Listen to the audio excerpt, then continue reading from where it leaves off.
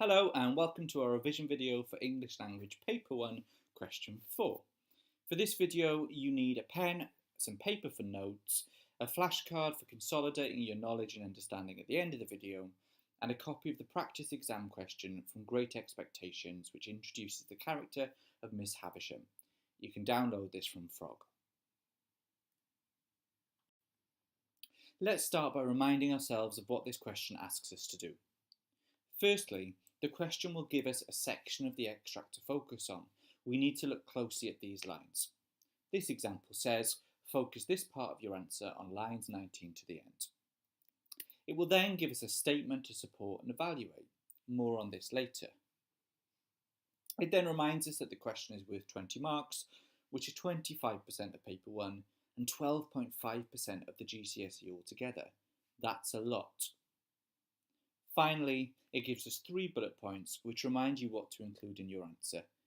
We need to write about our own impressions of the character, evaluate the writer's methods and techniques, and use a range of evidence to support our ideas. So before we can even begin to answer the question in the exam, we do need to spend a little bit of time unpicking the statement itself. You need to do this process every time you see a statement for paper 1 question 4. This statement reads, Miss Havisham is both fearsome and tragic. The way she is described makes me both scared of her and feel sorry for her. You always need to begin by looking to agree and support with the statement, trying to find evidence in this example for the character as fearsome, but also evidence for the character as tragic. However, this is where we can also offer our own ideas and interpretations.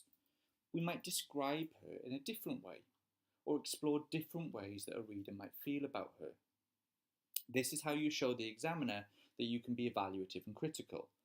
This question is a yes and response, or a I agree and I also think. We will always agree first with the statement and then offer our own ideas second. Let's look at the extract now then. Make sure it's in front of you and read the whole thing before focusing on lines 19 to the end. This extract describes Pip's first meeting with Miss Havisham. Read lines 19 to the end carefully, underline and label any details that make you feel scared of the character and any details that make you feel sorry for her, because these were the things that we've taken from our statement. Make sure you've underlined at least 3 things minimum. This really is the minimum number of quotations for the exam. Any less than 3 quotations and you're looking to get a poor mark on that question. For this example, you need to make sure you have at least 1 quotation that presents her in a fearsome way and another where we might feel sorry for her. Once you have your 3 quotations, practice exploding them using the red prompts on the screen. An example of an exploded quotation then. This quotation, the bride had withered like the dress, is very effective in presenting her as both fearsome and tragic. Compare your own quotation explosion to this. Have you included all of these ideas?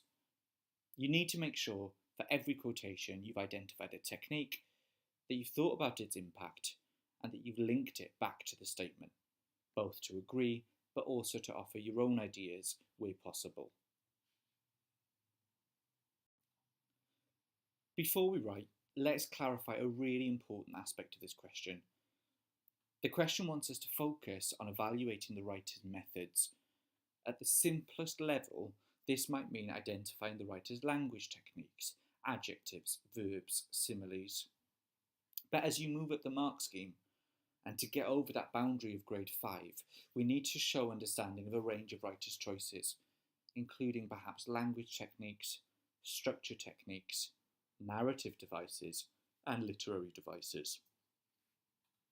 Pause the video now and mind map all of the different choices the writer has made to make Miss Havisham seem both frightening and tragic. Try not to just include language techniques. For example, you might have found the use of metaphors, such as waxwork and skeleton, seemed to have dark eyes that moved and looked at me. The use of adjectives, such as sunken, ghastly, withered. You might have picked out the narrative device or the literary device of the symbolism of clothing, and how the clothing had lost its lustre and was faded and yellow. You might have picked out the symbolism of time and how it had stopped at 20 minutes to 9.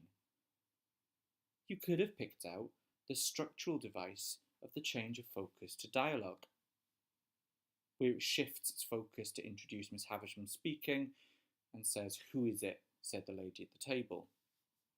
Finally, you might have talked about the narrative device of setting and how in Miss Havisham's room no glimpse of daylight was to be seen in it, and unpacked the pathetic fallacy that is included there. Now, as you can see, only 2 of these things are language devices. The rest are structural devices, narrative devices, or literary devices. And what we're showing the examiner is that we can evaluate the writer's choices on a really wide and broad level. The next step, of course, would be to take at least 3 of these things and to zoom in on them and say as much and say a lot about a little. So let's think about how we construct our answer. For this question, we have to write a minimum of 3 paragraphs because it's worth 20 marks. And we're going to use the following criteria. We'll start with an evaluative point. This will be a statement about why you agree. We'll then introduce our evidence, which we will embed. We will explain our evidence and how it links to the statement. We will identify the writer's techniques, language, structure, narrative, and literary. We will analyse the impact, zoom in on keywords, and then present our own ideas linking back to the statement. A suggested writing frame might be this, but do use your battle folder for some additional ideas. Pause the video now to jot this down if you'd like. So let's look at a model paragraph that uses this exact writing frame. I follow the structure because it means that I tick off all of the assessment objectives.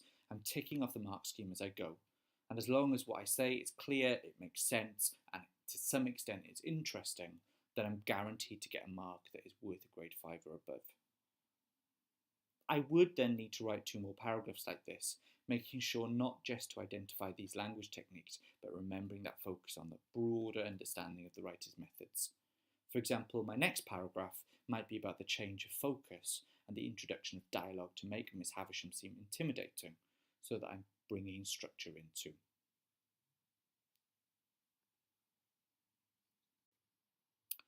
To finish, some important reminders and takeaway points.